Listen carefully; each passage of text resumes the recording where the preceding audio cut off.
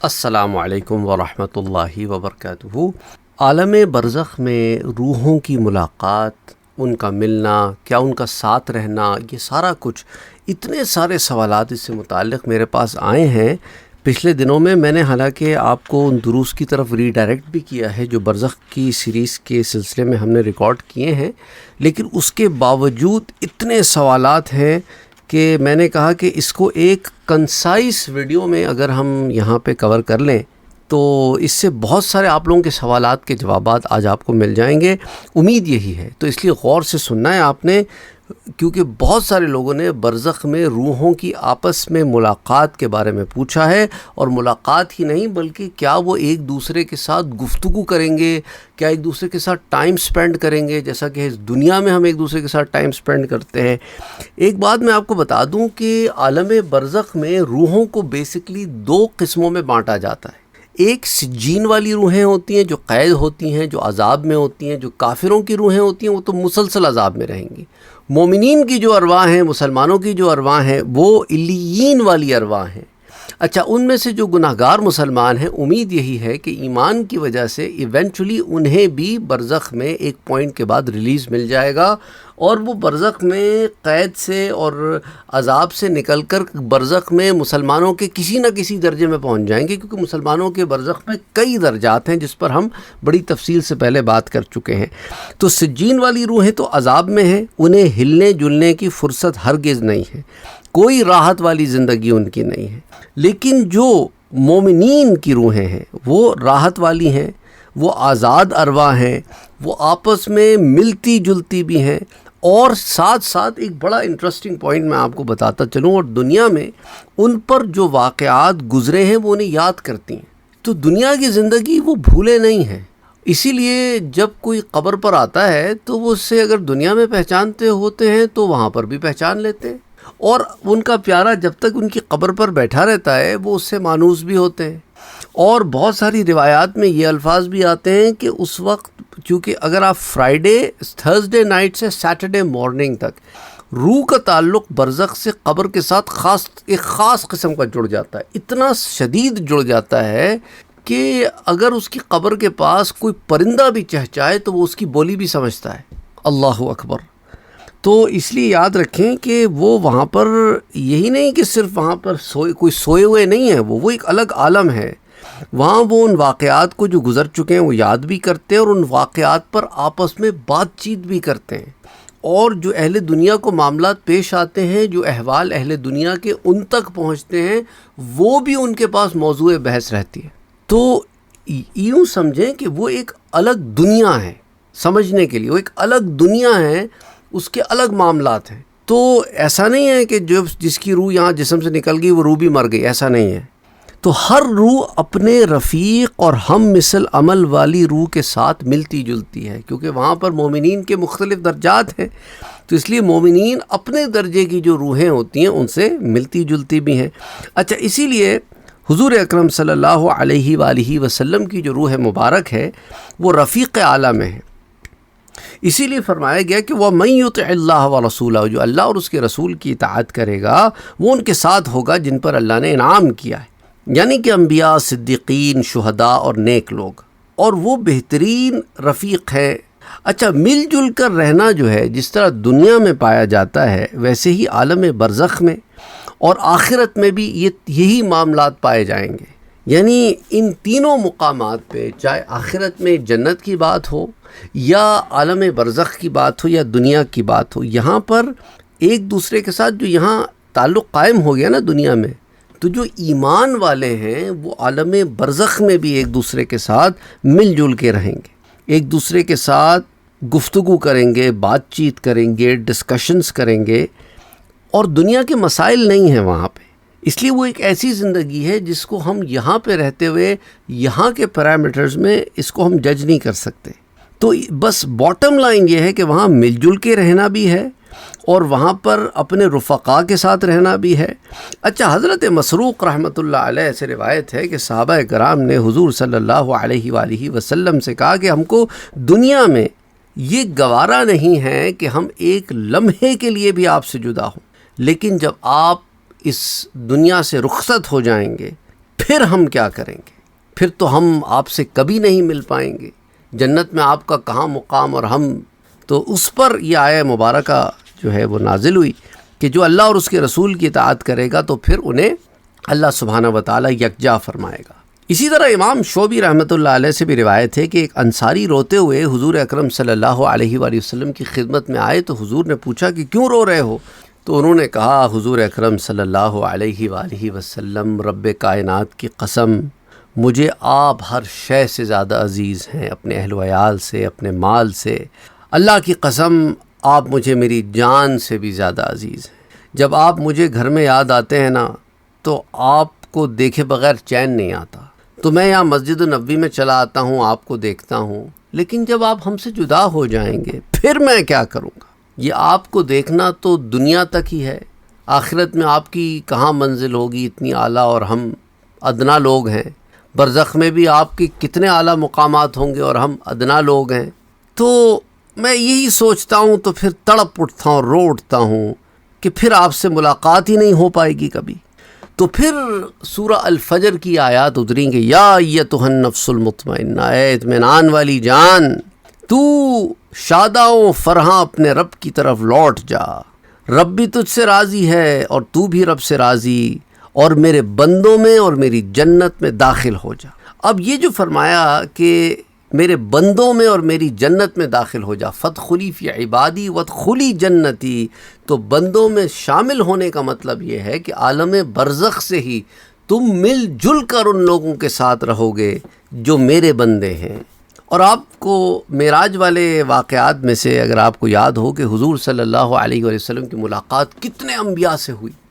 اچھا، اسی طرح حضور اکرم صلی اللہ علیہ وآلہ وسلم کی ایک ملاقات حضرت ابراہیم اور حضرت عیسیٰ علیہ السلام سے بھی ہوئی، اور اس ملاقات میں آپ لوگوں کے درمیان بات چیت بھی ہوئی، اور اس بات چیت میں حضرت ابراہیم علیہ السلام سے یہ پوچھا گیا کہ قیامت کب آئے گی، تو انہوں نے کہا مجھے تو اس کا علم نہیں ہے۔ پھر یہی سوال حضرت عیسیٰ علیہ السلام سے پوچھا گیا تو حضرت عیسیٰ علیہ السلام نے اس کا بڑا تفصیلاً جواب دیا۔ انہوں نے فرمایا دیکھو، قیامت سے پہلے اللہ نے مجھ سے ایک وعدہ فرمایا ہے کہ یہ سارے معاملات ہوں گے، اس کے بعد قیامت آئے گی، ایگزیکٹ ٹائم تو اللہ کو پتہ ہے۔ تو حضرت عیسیٰ علیہ السلام نے یہ ذکر کیا کہ دجال کا ظہور ہوگا، پھر میں آسمان سے اتروں گا، اسے قتل کروں گا، اور لوگ اپنے اپنے شہروں کی طرف لوٹ جائیں گے، پھر انہیں یاجوج ماجوج ملیں گے جو ہر بلندی سے اٹھ رہے ہوں گے، پانی سے گزریں گے تو اسے پی کر خشک کر دیں گے، غرض یہ کہ جس چیز سے گزریں گے اسے خراب کر دیں گے، تہس نہس کر دیں گے۔ لوگ میرے پاس ان کی شکایت لائیں گے، میں اللہ سے ان کے حق میں بد دعا کروں گا، اللہ ان کو ہلاک کر دے گا، زمین میں ان کی بدبو پھیل جائے گی جس کی شکایت پھر اللہ کے حضور کی جائے گی، اور لوگ مجھ سے شکوہ کریں گے، آخر میں اللہ سے دعا کروں گا، پھر اللہ پانی برسائے گا جس سے ان کی لاشیں بہہ کر سمندر میں چلی جائیں گی، پھر پہاڑ ہموار کر دیے جائیں گے اور زمین چمڑے کی طرح کھینچ دی جائے گی۔ اللہ تعالیٰ نے مجھ سے وعدہ فرمایا ہے کہ جب یہاں تک نوبت آ جائے گی تو قیامت پورے دنوں کی حاملہ جیسی ہوگی کہ نہ معلوم صبح و شام میں سے کس وقت اس کے بچہ پیدا ہو جائے۔ یہ حدیث جو ہے یہ آپ کو بتاتی ہے کہ عالم برزخ میں روحوں کا آپس میں ملنا، گفتگو کرنا، بات چیت کرنا، علمی مذاکرے کرنا، اس پہ دلائل دینا، یہ سارا کچھ وہاں کی زندگی میں داخل ہے۔ اچھا، اسی طرح اللہ سبحانہ و تعالیٰ نے شہیدوں کے بارے میں فرمایا کہ وہ اپنے رب کے پاس زندہ ہیں، انہیں رزق دیا جاتا ہے، اور وہ جو ہے جب انہیں خبر ملتی ہے کہ ان کا کوئی پیارا اس کی روح آ رہی ہے تو وہ اسے ریسیو کرنے کے لیے جاتے ہیں، اور اتنے خوش ہوتے ہیں کہ تم بھی اتنے خوش نہیں ہوتے ہوگے اپنے کسی پیارے کو بہت عرصے کے بعد ملنے کے لیے، جب تمہیں خبر ہو کہ وہ تم سے ملنے آ رہا ہے تو ان کی خوشی کا یہ عالم ہوتا ہے۔ اچھا، پھر جب تمہارے اعمال ان پر پیش ہوتے ہیں تو وہ اچھے ہوتے ہیں تو وہ خوش ہوتے ہیں، اور اگر برے ہوتے ہیں تو تمہارے لیے وہ دعا کرتے ہیں۔ تو یہ سارے معاملات وہاں چل رہے ہیں، اور شہیدوں کے معاملے میں تو آپ کو میں نے بتایا ہے کہ وہ اپنے رب کے پاس زندہ ہیں، انہیں رزق دیا جاتا ہے، اور اللہ کی نعمت اور اس کے فضل میں بھی ہیں، اور روحوں کی آپس میں ملاقات کا ثبوت بھی ہمیں ملتا ہے، اور رزق بھی اسے ہی دیا جاتا ہے جو کھا پی سکتا ہو، ورنہ جو سو رہا ہو اسے رزق دینے کی کیا ضرورت ہے، یا جو بالکل ختم ہو گیا اس کو رزق دینے کی کیا ضرورت ہے؟ جو بالکل سو رہا ہو یا ختم ہو گیا ہو وہ اپنے فوت شدہ رشتہ داروں کی روحوں سے ملنے کیوں آئے گا؟ تو سارے معاملات جو ہیں وہ اسی طرف دلالت کرتے ہیں کہ وہ ایک عالم ہے۔ اچھا، اس ضمن میں صالحین کی ایک جماعت نے بہت سارے واقعات نقل کیے ہیں. درس زیادہ طویل ہو سکتا ہے، لیکن اگین آپ لوگ انٹرسٹڈ ہیں، اس لیے دلائل آپ کے ساتھ میں شیئر کر رہا ہوں، اور امید کرتا ہوں کہ آپ اس میں انٹرسٹڈ ہیں، جس طرح کہ آپ لوگوں کے جتنے میسیجز آ رہے ہیں. پہلا میں آپ سے واقعہ شیئر کرتا ہوں حضرت صالح بن بشیر بصری کا. وہ روایت کرتے ہیں کہ میں نے عطا سلمی رحمۃ اللہ علیہ کو خواب میں دیکھا، تو ان سے کہا کہ اللہ آپ پہ رحم فرمائے، آپ دنیا میں بڑے غمگین رہتے تھے. فرمایا اللہ کی قسم، اس طویل غم کے بعد اللہ نے مجھے طویل خوشی عطا فرمائی ہے، اور ایک ایسا سرور عطا فرمایا ہے جو ہمیشگی کا سرور ہے. میں نے پوچھا آپ کس درجے میں ہیں؟ فرمایا اللہ سبحانہ و تعالیٰ نے مجھ پہ کرم فرمایا، میں انبیاء، صدیقین، شہداء اور صالحین کے درجے میں ہوں. اسی طرح عبداللہ ابن مبارک سے مروی ہے کہ میں نے امام سفیان الثوری رحمۃ اللہ علیہ کو خواب میں دیکھا اور پوچھا کہ اللہ نے آپ کے ساتھ کیا معاملہ فرمایا؟ فرمایا میں نے حضور صلی اللہ علیہ وآلہ وسلم سے اور ان کی جماعت سے ملاقات کر لی. تو اس کا مطلب ہے کہ عالم برزخ میں بھی حضور صلی اللہ علیہ وآلہ وسلم دیگر انبیاء، صالحین، شہداء، صحابہ، صدیقین، ان سے ملاقات کا معاملہ ہے. اسی طرح صخر بن راشد روایت کرتے ہیں کہ میں نے عبداللہ ابن مبارک کو خواب میں دیکھا اور ان سے پوچھا کہ کیا آپ وفات نہیں پا گئے تھے؟ انہوں نے فرمایا کیوں نہیں؟ میں نے پوچھا پھر اللہ نے آپ کے ساتھ کیا معاملہ کیا؟ تو انہوں نے فرمایا کہ ایسی مغفرت عطا فرمائی کہ جس سے کوئی گناہ باقی نہیں رہا. میں نے پوچھا اور سفیان الثوری کے ساتھ کیا کیا؟ فرمایا او ہو، ان کے بارے میں کیا پوچھتے ہو، وہ تو انبیاء، صدیقین، شہداء اور نیک لوگوں کے ساتھ ہیں. اچھا، یہ جو تفصیلات میں آپ کے ساتھ شیئر کرتا چلا جا رہا ہوں نا، یہ ابن قیم نے کتاب الروح میں جمع فرمائی ہے. بعض لوگ کہتے ہیں نا کہ یہ کہاں ہے سارے، تو یہ ساری تفصیلات جو ہے وہ ابن قیم نے جمع فرمائی ہے کتاب الروح میں. اچھا، اسی طرح یقظہ بنت راشد رحمۃ اللہ علیہا آپ روایت کرتی ہیں، مروان محلبی رحمۃ اللہ علیہ وہ کہتی ہیں میرے پڑوسی تھے، آپ قاضی بھی تھے اور مجتہد بھی تھے، اور جب آپ اللہ کو پیارے ہو گئے تو آپ کی وفات کا مجھے بڑا صدمہ ہوا کہ ایک نیک شخص رخصت ہوا. تو میں نے انہیں خواب میں دیکھا اور ان سے پوچھا کہ فرمائیے کیا حال ہے؟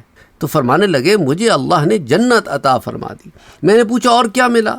فرمایا میرا درجہ اصحاب یمین تک بلند کر دیا گیا. میں نے پوچھا اور کیا ملا؟ فرمایا مجھے مقرب حضرات تک بلند کر دیا گیا. میں نے پوچھا آپ نے اپنے کس کس بھائی کو دیکھا؟ فرمایا میں نے حسن بصری رحمۃ اللہ علیہ سے بھی ملاقات کی ہے، ابن سیرین سے بھی ملاقات کی ہے، اور میمون بن سیاح کو بھی دیکھا ہے. سبحان اللہ. اچھا، اسی طرح عبداللہ بصری رحمۃ اللہ علیہ سے مروی ہے، وہ روایت کرتی ہیں کہ میں نے خواب میں دیکھا کہ جیسے میں ایک آراستہ گھر میں داخل ہو گئی ہوں، پھر ایک باغ میں گئی ہوں جو بہت سجا ہوا ہے. میں نے اس میں ایک شخص کو دیکھا جو سونے کے تخت پر آرام سے ٹیک لگائے بیٹھا ہے، اور اس کے چاروں طرف جام لیے ہوئے خادم کھڑے ہوئے ہیں. میں وہاں کی زیب و زینت کو دیکھ کر حیران رہ گئی. اتنے میں کہا گیا کہ مروان محلبی آ رہے ہیں. یہ سن کر وہ شخص فوراً اٹھ کے سیدھا ہو کر بیٹھ گیا. پھر میری آنکھ بھی کھل گئی، دیکھا تو میرے دروازے کے پاس مروان محلبی کا جنازہ گزر رہا تھا. اللہ اکبر. یعنی اب آپ اس سے اندازہ کریں کہ یہاں پر ایک شخص جا رہا ہے، اس کی خبر عالم برزخ والوں کو ہوتی ہے، اور جیسے خبر ہوتی ہے وہ اپنے عیش و عشرت سے اٹھتے ہیں اور فوراً اس کے استقبال کے لیے جاتے ہیں. تو روحوں کی آپس میں ملاقات و تعارف کے یہ معاملات ہیں. اچھا، اسی طرح ابو لبیبہ رحمۃ اللہ علیہ سے روایت ہے کہ بشر بن معرور رضی اللہ تعالی عنہ کی وفات ہو گئی. بشر جو ہے وہ بہت پریشان ہوئی اور بولی کہ یا رسول اللہ صلی اللہ علیہ وسلم، مرنے والا خاندان سلمہ ہی سے زیادہ تر مرتا ہے. کیا وہاں پر جانے کے بعد یہ لوگ ایک دوسرے کو پہچانتے ہیں یا بالکل انجان ہو جاتے ہیں؟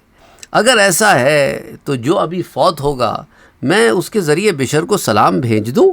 تو حضور نے فرمایا ہاں بشر، اللہ کی قسم، مردے ایک دوسرے کو اس طرح پہچانتے ہیں جیسے درختوں پر پنچھی پہچان لیتے ہیں. پھر خاندان سلمہ کا جو شخص فوت ہوتا، بشر اس کے پاس ڈیتھ بیڈ پر جاتی ہیں، اسے سلام کرتی اور کہتی ہیں کہ بشر سے میرا سلام کہہ دینا. اچھا، اسی طرح اب آپ یہ دیکھیں نا کہ یہاں پر وہ سلام دے رہے ہیں، اسی لیے دے رہے ہیں نا کہ وہاں جو جائے گا وہ پہنچائے گا. اسی طرح عبید بن عمیر سے روایت ہے کہ جو روحیں ہوتی ہیں وہ دنیا میں جو خبریں ہیں نا وہ آنے کا انتظار میں رہتی ہیں کہ کیا خبر آئے گی وہاں سے، تو اللہ سبحانہ و تعالیٰ انہیں مطلع فرماتا ہے۔ بعض احوال و اخبار تو انہیں جو شخص یہاں سے جاتا ہے وہ دے دیتا ہے، اور بعض احوال و اخبار اللہ سبحانہ و تعالیٰ انہیں مطلع فرماتا ہے، تو وہ انتظار میں رہتی ہیں۔ اچھا، اسی طرح جیسے ہی کوئی شخص فوت ہوتا ہے تو فوراً جب اس کے استقبال کو آتی ہیں تو پوچھتی ہیں، ایک ایک شخص کے بارے میں نام لے لے کے پوچھتی ہیں۔ اگر دنیا سے ان کا تعلق بالکل کٹ آف ہو گیا تو وہاں پہ دنیاوی معاملات پوچھنے کا مقصد کیا ہے کہ بھی فلاں کا کیا حال ہے، فلاں ٹھیک ٹھاک ہے، فلاں زندہ ہے، فلاں بیمار تو نہیں ہے، فلاں کی شادی ہو گئی، وہ سارا کچھ معاملہ ہوتا ہے۔ اس کو بڑی تفصیل سے ہم پہلے پڑھ چکے ہیں۔ اسی طرح صالح المری رحمۃ اللہ علیہ سے روایت ہے کہ مجھے خبر ملی ہے کہ موت کے وقت روحیں آپس میں ملتی ہیں اور آنے والی روح سے پوچھتی ہیں کہ تمہارا ٹھکانہ کون سا ہے، تم اچھے جسم میں تھیں یا برے میں؟ یہ بات ابھی یہیں تک پہنچی تھی کہ صالح المری اتنا روئے کہ آپ کی ہچکی بن گئی۔ اسی طرح عبید بن عمیر سے روایت ہے کہ ارواح مرنے والے کی روح کو خوش آمدید کہتی ہیں اور اس سے اپنے ان لوگوں کی خبریں پوچھتی ہیں جو انہیں پیچھے چھوڑ آئے ہیں، جیسے کوئی پردیسی اپنے عزیزوں کے آنے جانے والوں سے خبریں پوچھا کرتا ہے کہ فلاں کا کیا حال ہے۔ اگر آنے والی روح کہتی ہے کہ بھئی وہ تو فوت ہو گیا اور مجھ سے پہلے فوت ہو گیا، ابھی تک تمہارے پاس آیا نہیں ہے، تو وہ جو روحیں ہوتی ہیں وہ کہتی ہیں ہائے وہ پکڑا گیا، وہ عذاب میں گرفتار ہو گیا۔ اسی طرح سعید ابن مسیب سے مروی ہے کہ جب انسان فوت ہو جاتا ہے تو جیسے غائب کا استقبال کیا جاتا ہے، اسی طرح اس کے والد استقبال کرتے ہیں، تو والدین بھی ملنے آتے ہیں اس روح سے۔ جب سارے عزیز و اقربا آتے ہیں تو خاص طور پہ والدین کا ذکر ہے تو وہ تو زیادہ اہتمام سے ریسیو کرنے آتے ہیں۔ اسی طرح عبید ابن عمیر یہ بھی کہتے ہیں کہ اگر میں اپنے گھر والوں کی ارواح کی ملاقات سے مایوس ہوتا تو انتہائی غم کے باعث بھر جاتا، یعنی یہ امید ہے ہمیں کہ جب ہم فوت ہو جائیں گے تو ہم ان سے ملیں گے، ورنہ ہم تو شدید غم میں مبتلا ہو جاتے۔ اچھا، حضور اکرم صلی اللہ علیہ وآلہ وسلم کا فرمان مبارک ہے کہ قبض کیے جانے کے بعد مومن کی روح کا اللہ کے پاس والے رحمت کے جو ملائکہ ہیں وہ اس طرح استقبال کرتے ہیں جیسے دنیا میں خوشخبری سنائے جانے والے کا استقبال کیا جاتا ہے، اور اسے کہتے بھی ہیں کہ ذرا اپنے بھائی کو دم لے لینے تو، یعنی جب سوالوں کی بوچھاڑ شروع ہو جاتی ہے تو ملائکہ بیچ میں انٹرفیئر کر کے کہتے ہیں کہ بھائی ذرا دم تو لے لینے دو، ابھی تو غم دنیا سے آیا ہے، یہ تو سخت اضطراب میں تھا۔ اچھا، پھر وہ جو ارواح ہوتی ہیں پھر اس سے نام لے لے کر پوچھتی ہیں کہ دیکھو فلاں مرد کا یا فلاں عورت کا کیا حال ہے، کیا فلاں کی شادی ہو گئی؟ پھر جب اس سے ایسے شخص کے بارے میں پوچھا جاتا ہے جو اس سے پہلے انتقال کر چکا ہے تو پھر وہ جواب دیتا ہے وہ تو مجھ سے پہلے انتقال کر چکا ہے۔ تو پھر یہ جو ارواح ہوتی ہیں وہ انا للہ و انا الیہ راجعون پڑھتی ہیں، یعنی کہ غم کی خبر ہے نا کہ ایک ہمارا پیارا فوت ہو گیا، ہم تک آیا نہیں، تو یعنی عذاب میں پکڑا گیا ہے۔ تو بہرحال اللہ سبحانہ و تعالیٰ سب کے لیے آسانیاں پیدا فرمائے۔ جو مسلمان کسی عذاب قبر میں مبتلا ہیں اللہ ان کی بخشش فرمائے، اللہ ان کے لیے برزخ کے معاملات آسان فرمائے۔ اللہم صلی علی محمد وعلی آل محمد۔